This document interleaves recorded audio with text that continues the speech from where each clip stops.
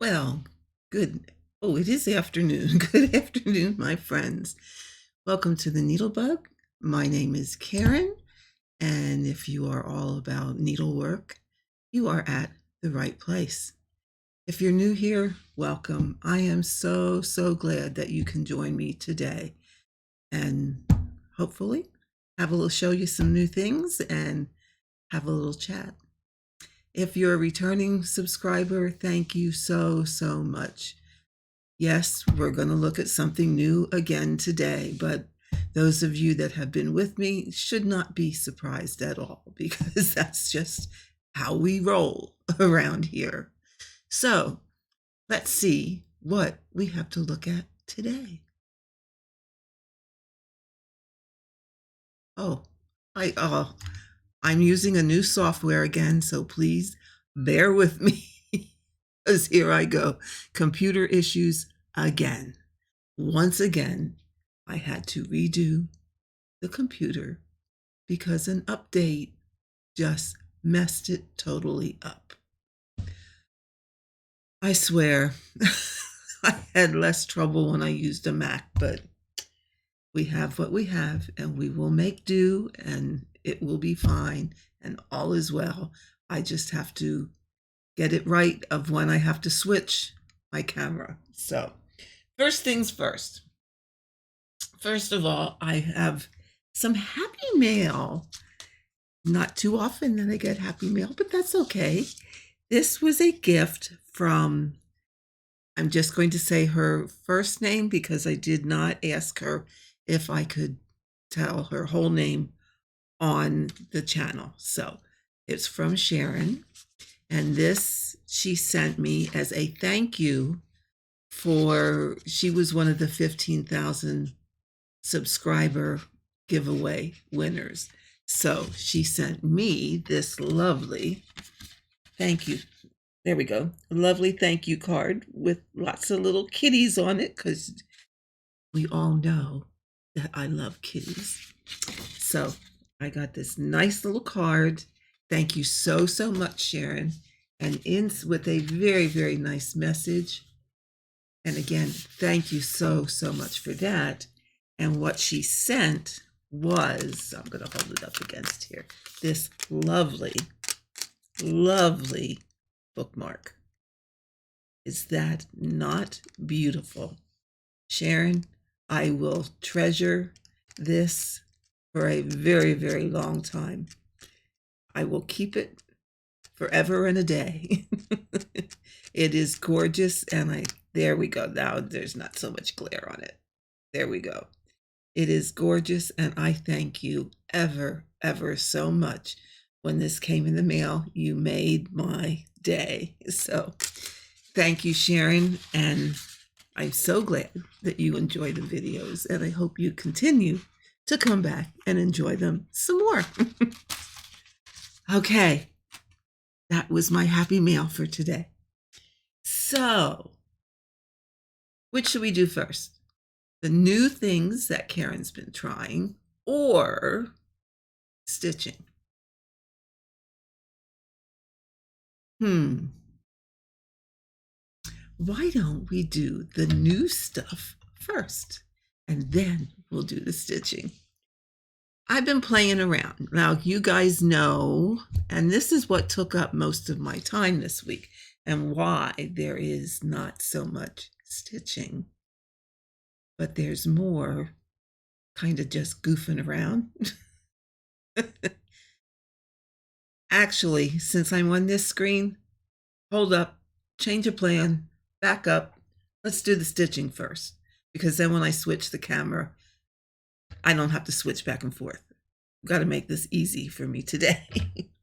So let's do the stitching first. And stitching today is Guess Who Came Out to Play? Yes, guess who came out to play? And I did not look at my statistics, but I did put some time into Fred. Maybe I need to zoom out here so that you can see There we go. So you can see a bit more. So Fred got some great time in him. I was working down around his, that's a thread. Okay. It's like, what's that dark piece hanging down there? Oh, it's the fold. Okay. I was working down his belly and then into the toe. So what's new is down in here. Oh, I always get this backwards. There we go. Down in here. A lot of this blue, a lot of the blues is what is new this time. This light is not doing me any favors today.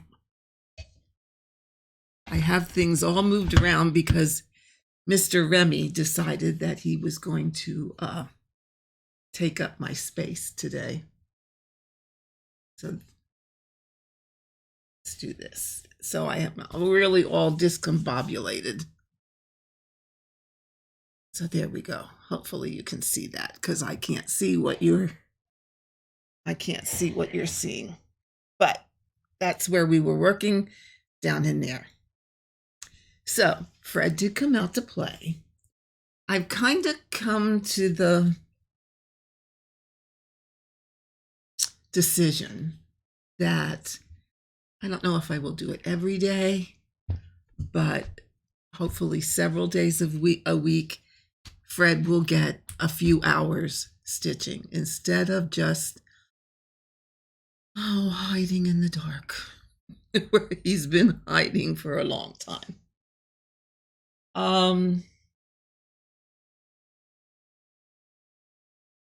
Uh-oh, I'm missing a piece here. Hold on. There it is.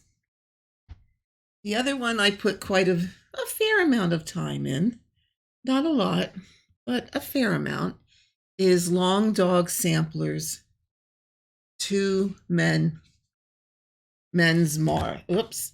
2 Men's Morris. So that's where we are on that. There we go. There we go.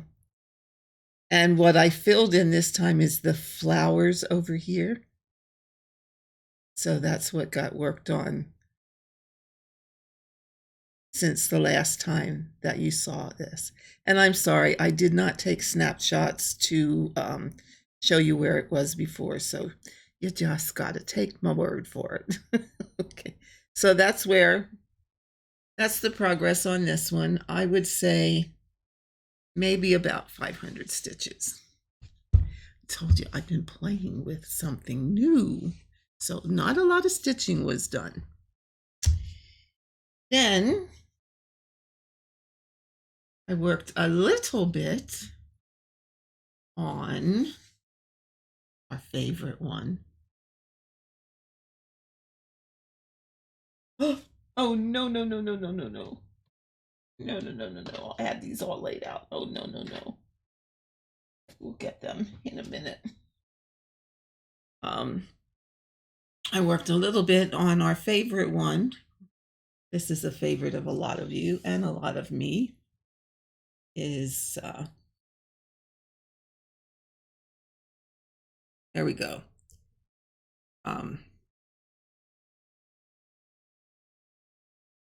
Oh, I'm so bad at this, and this is a new setup for me, so please bear with me. This is God Shed His Grace. So I worked quite a bit. I'll show you where I worked. Mainly, I took it off the scroll because I was stitching it sideways. And to stitch it sideways, I had to alter how I made my X. Yeah. Let me tell you how that went. Not so great. I was messing it up all the time. So I decided to take it off the scroll, and I've been putting it in a Q-snap when I worked on it so that I can do the X's in the manner which I am so accustomed to. So,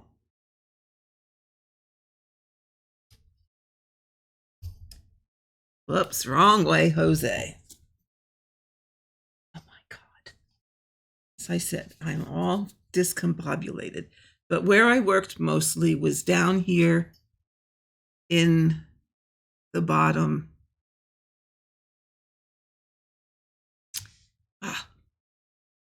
This way. Yeah. There we go. Down down the last diagonal and across the bottom a little bit, so that that's mainly where my stitching was done. And again, not a whole lot, maybe 500 or 600 stitches went into this. And that's about it, because, well, we already know. I worked on my heart hanger piece. So this is coming along nicely. This is also where a lot of my time went, because I decided that I did not want to do that whole big, long runner, because it was going to take forever. Oh, geez, and you can't see a darn thing. So I'm going to switch over to the other camera, because I can do that now and not have it be after I pick this stuff up. Well, Lord, pardon me. I'm back. I can switch to the other camera now, and I won't have to switch back till the end. So let's go here. And then, oops, and then you'll be able to see this a little better. Okay. Well, maybe not much. But it's hard to show you white on white. But let's see if I can zoom a little bit here. Oops, wrong camera.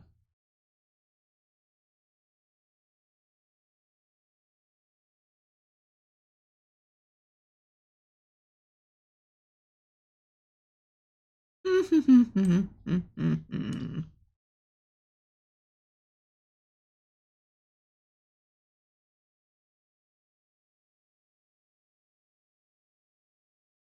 my.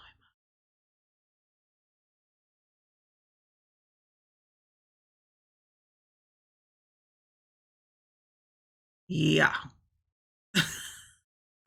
Let me see. Maybe I have to do it on my phone.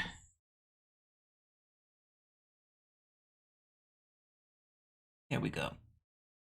So hopefully you can see this a bit better than if I would hold it up. Okay. So this is upside down. That's okay.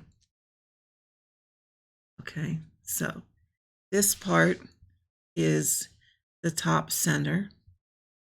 And then I worked a little bit over here to start going down this side. And then I worked quite a bit more over here to start going down this side. And I'm down to about here. And what's going to happen is, I don't know if you can see the red sulky sliver. Okay, that is the halfway point. Okay, so here's the middle. This is halfway. So this here is going to get flipped and will be repeated. So this is going to be a big diamond in the center, and then it's going to have this wide channel will come out here to this peak and then go back in. So it will be a wide area that goes around this center diamond. I have not decided yet how I'm going to fill the spaces. That does remain to be seen, but it is coming along. I did spend a fair amount of time recharting in my charting software what I wanted to do as the foundation work. So again, that took a fair amount of time, but all will be worth it in the end. Then we all, or most of you know that I have dabbled in the reticella, which you've seen in a previous video. So I think now I have it well enough that I can do a for real piece instead of practice pieces, of which I have gone through many. Again, you saw that in my last video. So this one I have started and will be working on, and this I plan to make into a biscoigne. We'll see how it goes. We'll see how it goes. So next is the question, oh, Karen, what new things have you been up to? Oh, what rabbit hole did you go down now? Well, let me show you my rabbit hole. I was dabbling in the broader category would be needle lace. See, you start doing something like this, which is a form of lace. It leads you down yet another path. And Karen kind of sort of followed that path a little, well, not a little bit. She spent quite a bit of time going down that path. So since I had done it quite some time ago, I thought, okay, let's get out your tatting shuttle and see if you remember how to do it. Well, that's what I did. So I started out with this big number 10 crochet cotton. Here we go. And okay, I remember how to do that. Then I went, oh, okay, let's see if we can do the chains in between. So, okay, I remember how to do that, but I'm not real happy with how big and clunky this looks, because you all know how I feel about things that are, how can I say, I want to say too heavy, they aren't fair and delicate. They're kind of like chunky. But before I gave up on the chunky monkey, I decided, okay, let's try and make a motif. So next came this. Now, probably on camera, it doesn't look too bad. I mean, I can see some things wrong with it, but for me, it's too heavy a thread. This is number 10 crochet cotton, what you would use to make like a bedspread. So this is a little thick, heavy. I don't know the word to describe it, but it's a little much for my taste. But it didn't get too bad. Now, what you probably want to know is, how did I tat this? Did I use a shuttle or did I use the needle tatting? So, and I don't remember which is which. To be fair, I don't remember which was which. Some of them were done with a shuttle and some of them were done with a needle. I think I did this one with a needle. I think. I don't exactly remember, but I think. So those were the heavier thread. Which, I mean, they're okay. They're just not exactly what I would want. So then I graduated, if you want to call it graduate, to some finer threads. So this I used,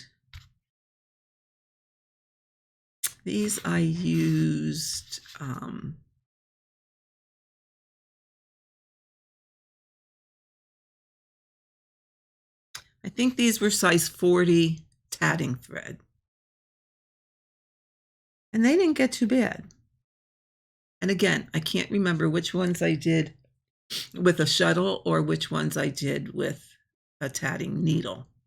But I kind of sort of think these were shuttles. And then I tried this one. And I know this one was done with a tatting needle because I wanted to see how a needle would work to do this join. Okay, because you do these 4 or these 3, and then you make the chain, and then you do another set of 3 that joins to the first set of 3 with this chain in between. And this is done with a size 40 thread, tatting thread. Well, then I wanted to try some pearl cotton.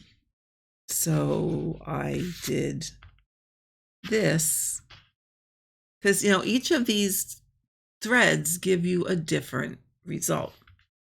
So then I tried this with some pearl cotton. Oh, where are we here? Yeah. With some pearl cotton. And this one, by this time I was getting half decent at it again. I actually, well, let's see. I would have been in my late 20s when I was married the first time. And his aunt, elderly aunt, knew how to tat, and I got her to teach me. Well, then I did a little bit of it then, but then I hadn't done anything for, wow, many years up until now. And thought, okay, do I remember how to do this? So by this point in time, when I got to this one, my memory on how to do it was coming back. And this one doesn't look too bad. And it's done with a pearl cotton. Okay. This one I was trying with a tatting needle. And it wasn't too bad, except I goofed it up. I joined at the wrong spot. So you're seeing just lots of little snippets of how I played around. Okay. Yeah, I'm not showing you that one. That's a piece of junk. And this one, again, was with a tatting needle. Okay. Need to come in a little bit closer. Yeah. There we go. Okay. So like I said, by this point, I was getting pretty decent. So I thought, okay, let's try our hand at something for real, which I did. And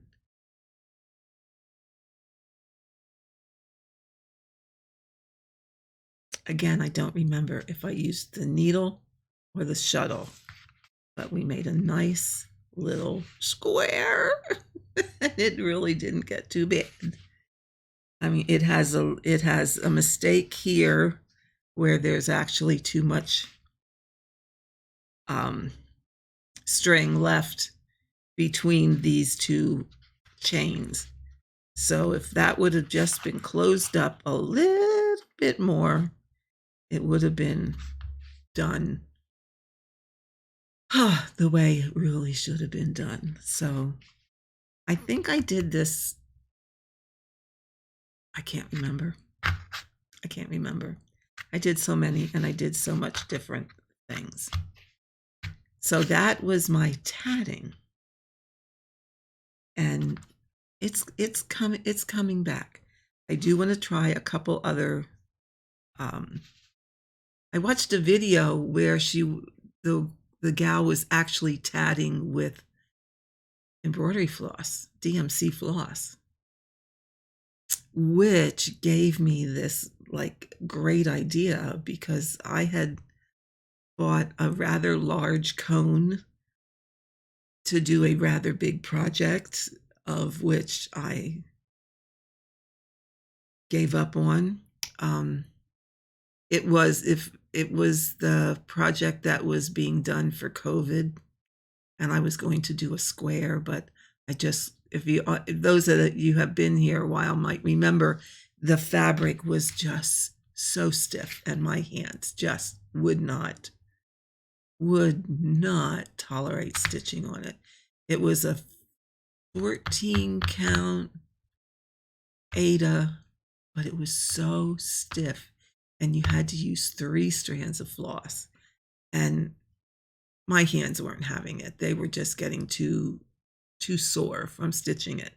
But I do have this giant size cone of blue thread that I could really mess around with some tatting and things with that. So that might be on the agenda.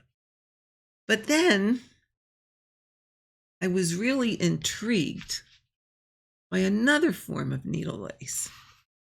Now, this came under just a category of what they called needle lace.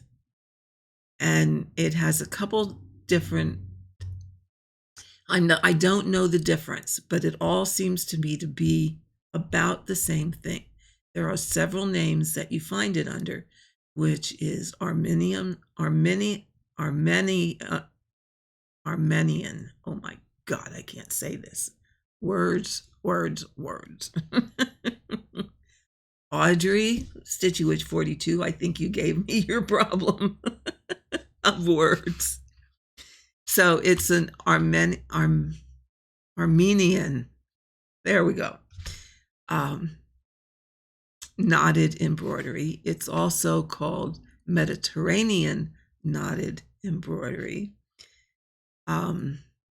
There's another name for it that I just don't remember at the moment, but it's so very intriguing because all you need is your thread, a needle, a regular tapestry needle will do, just so it's the size that accommodates the thread, and a pair of scissors.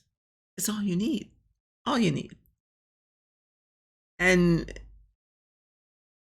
what it's just knots. It's just knots. So this one I was experimenting with, and this is done with, I think this was 40 count tatting thread. There we go. So it's just similar to tatting in the fact that you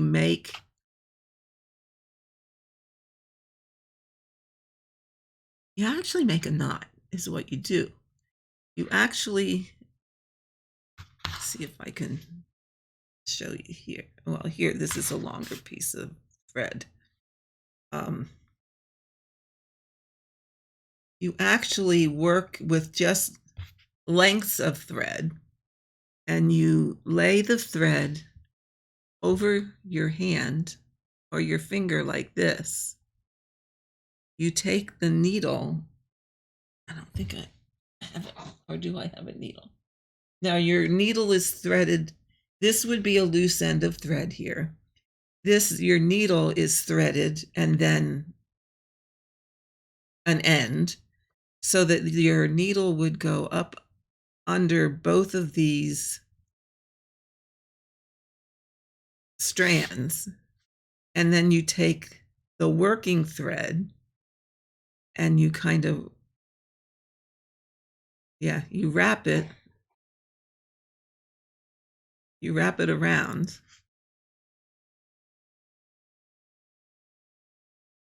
Okay. And then you pull that through and it makes a knot. Okay. Then if you need to make the these long, and they're picots, just like in tatting. It's just the amount of space you leave between knots. Just like in tatting, it's the amount of space between, well, they're like macrame stitches. They're like a half hitch. So you make the loops. Then you can end that thread and get a new piece of thread and do the second round, which is just putting a knot at the end of the loop, leaving some thread, putting a knot at the end of the loop, and then here I put some more picots on and then knotted on to the end of that picot. Then I'll put more picots on it. Well, now actually I abandoned this one because I kind of messed up, but it's a little, you have to kind of develop the muscle memory in your fingers because it is fiddly. It is very, very fiddly. So that was one experiment. This one was another experiment. I was getting a bit better at managing how fiddly it is. But here you can see the same thing. It's the long picots here. And then I went around one time and I knotted at the end of each picot. And was going around the second time and knotting at, see how this makes like a fishnet kind of thing. So the knots now go in each of those as you work around, and you keep working around until you get out further, and then you can do some other stuff. And it really is just making knots.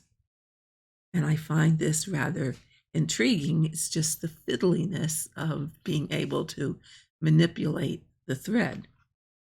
But by this point, I was getting fairly decent at it. And again, there's lots of videos, or I found quite a few videos on YouTube, and ordered 2 books also to help do them. But again, like I said, this channel is anything that you can do with a one-eyed needle.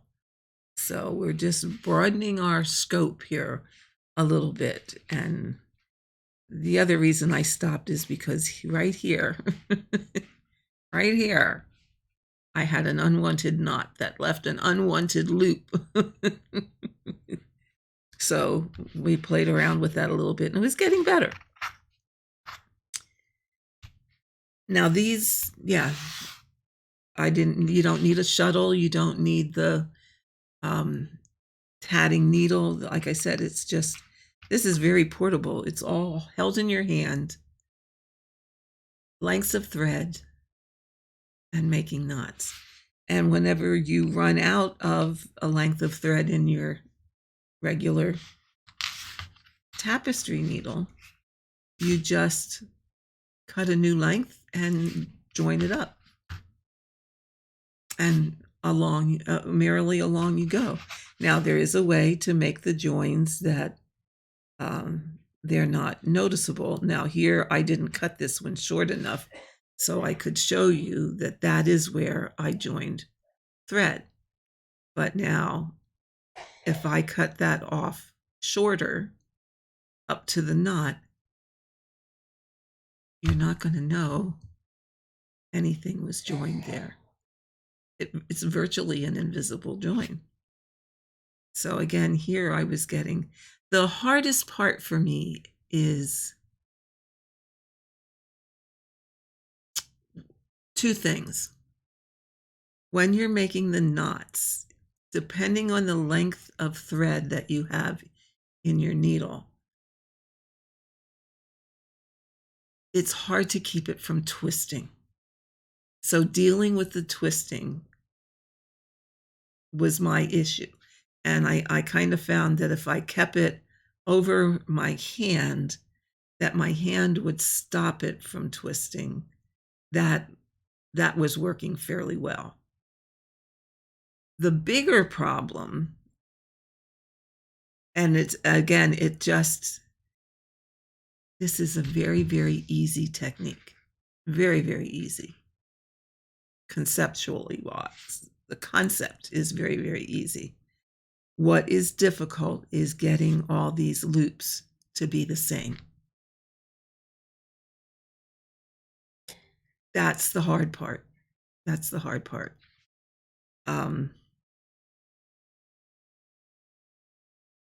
I started kind of, especially when it was a long loop, like you hold it here where you're working. And if I need a long loop, I was sort of using a point on my thumb that when I pulled it tight, it couldn't get tighter than that spot on my thumb. So you find ways to deal with that too. But again, I was so intrigued by this.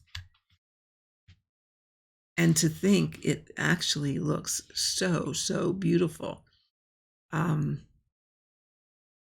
I have a few pictures on the thumbnail for this video, but when I edit it, I can put a few more at the back end of this video so that you can see some well done finished pieces instead of my playing around.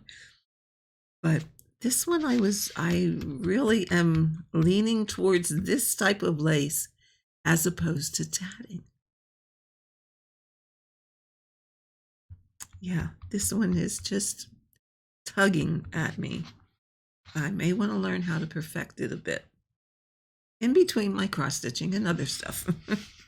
And then finally, I had it down pretty well, and I decided, okay, this by no means is perfect, but this is what I was playing around with to see if I could make something a little larger than just these little itty bitty test pieces.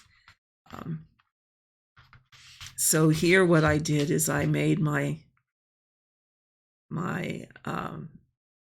base circle with all my Picos on it, and then the thread that was left in between, which would be like these threads here, I put a series of knots on each one. And then pardon me, and then I went around and put a second row of knots on it so that it would look like a border. Then I went around and I put Picos in the center of those. And then here again did 2 rows of knots. And again, I was not following a pattern. I was just whatever my head was telling me at the moment, just to try. I was trying. So yeah, that's kind of what I've been up to. Hence the reason there hasn't been much stitching.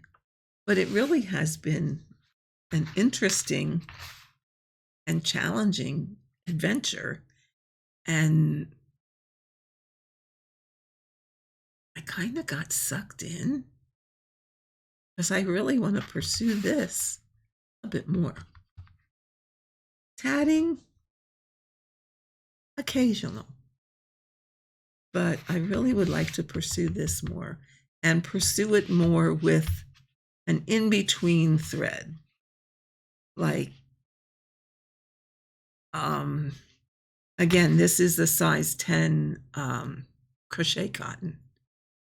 Size 40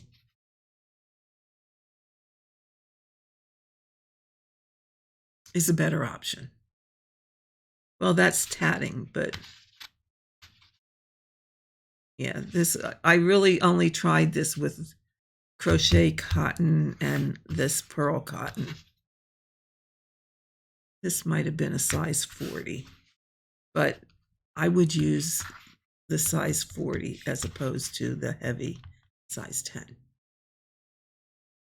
This suits me better than this as far as appearance wise. So that has been my adventure of the time since I saw you last. But I have one more adventure that I took, and this one you might all enjoy. This little venture was a trip down memory lane. We were with my daughter and her family on Thanksgiving. Well, not Thanksgiving Day, but we were there on Saturday. And we were talking about things the kids like to do and what have you.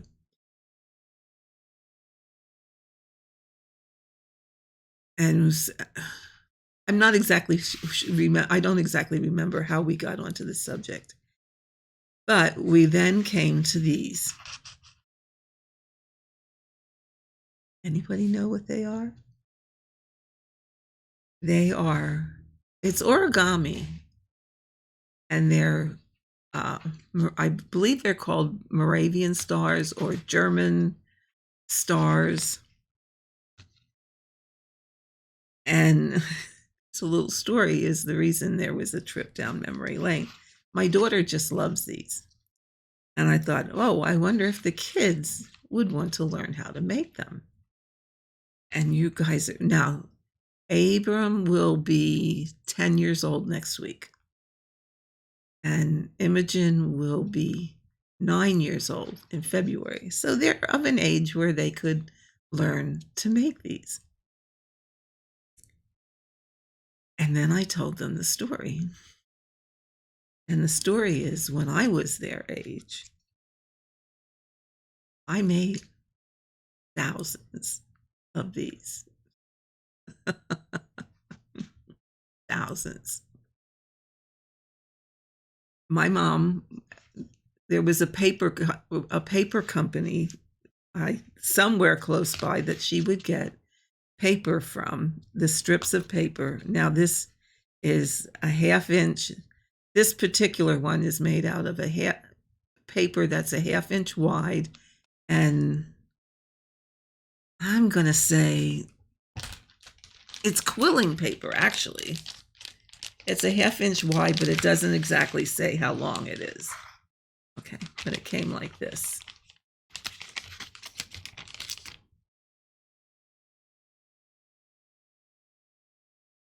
There we go. Came like this. So that's the length. And I got the Christmas sparkly colors to make them Christmassy. But what I'm going to do is teach kids how to make them. And then they can have some for their Christmas tree yet this year, maybe. When I was about their age, my mother taught me how to make these. And I made so many. Now, when we made them first for our Christmas tree, okay? And after they were in this form, because the paper was not as heavy, it was maybe the weight of your regular computer paper, okay? Your regular paper that goes into your printer paper, okay? So we would dip them in paraffin and then sprinkle them with glitter and then put a hole in, I forget if we actually put it in the point or if it was put like more down in here. But we put a hole in it so that you could either put a hook or something through so that you could hang them on your Christmas tree. Well, Erin decided that she was going to be the little entrepreneur. And I took orders. And we had pink, blue, yellow, white, green. I think those were the colors of paper that we got. And I would make them to order. Like, did you want all blue ones, or do you want all pink ones, or do you want white ones? Do you want them with paraffin and glitter, or do you want them without paraffin and glitter, and yada, yada, yada. Well, I made them. I sold them. And it was just friends and family and people at church and what have you. And I sold them, and I earned enough money to do my Christmas shopping. But now, do you want to know what I charged for that? Now, you got to remember, I was maybe Abe's age. I was maybe 10 to 12 years old at best. I sold them for a grand total of 50 cents a dozen. Talk about child labor. 50 cents a dozen. Yeah, that's what I charged.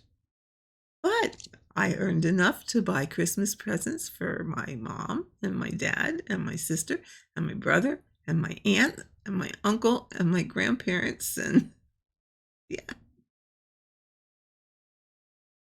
it was, yeah. So don't ask me how many of these I made. It was a lot, a whole lot.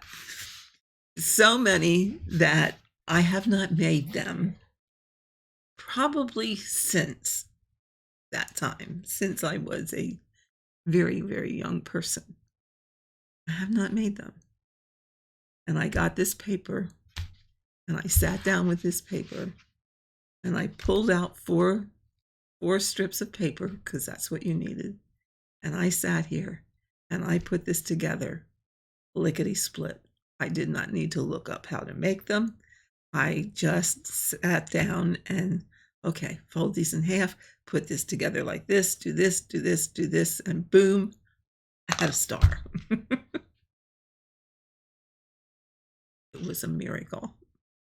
But that just goes to show, you do something long enough, you can go back to it years and years later, and you can still do it. So there's my little Christmas star, and I will be passing it on to how to make them to my grandkids probably next weekend. So there you have it. So I really don't have anything else for today. I think we're getting at almost an hour, so I believe this is quite long enough. So you got the progress on my stitching. I hope you enjoyed my little venture down a rabbit hole. And you know, those things, the tatting and the knotted lace, is a form of art that will probably, unless people pick it up and start to revive it a little bit, is gonna probably get lost. And you know, there's such beautiful pieces that, well, not mine, because I have not perfected it yet, but the pieces that I have seen in pictures are gorgeous. And it would be a shame for people not to carry those things on. Again, that is the other reason I went down this rabbit hole. I hate to see things, works of art, get lost. So, yeah. So I will be playing a little bit more with it and hopefully get it a little bit more perfected. Uh, in between, the cross stitch won't go away. Oh, no, no, no, no, no, no, no. Too much invested in that to have it go away. There might not be quite as much, and there might be some even Stevens with this. So we'll find out. So that's my little rabbit hole. Anyone that wants to join me in that rabbit hole, please feel free. And if you just search needle lace on YouTube, there is a plethora of videos on how to do it. If I perfect it, I will show a little bit more of it online and do some more videos on it. So keep your fingers crossed if you're interested. So with that, my friends, I think we are going to call it a day. I hope you enjoyed your time here, and I hope you will come back and see me again. But you know, there's always one thing I leave you with. And you know, I don't think it applies just to cross stitch anymore. I think it applies to anything that you do. The only rules are the rules you set for yourself. Yes, some things have rules, but do it your way. Do what makes you happy, and you be the one that's satisfied with your work. Don't compare yourself to other people. It's not worth the grief and aggravation that it puts you through. Just be happy with you and do you. So until next time, I hope you have a great weekend, and I will see you in the next video. Bye-bye for now.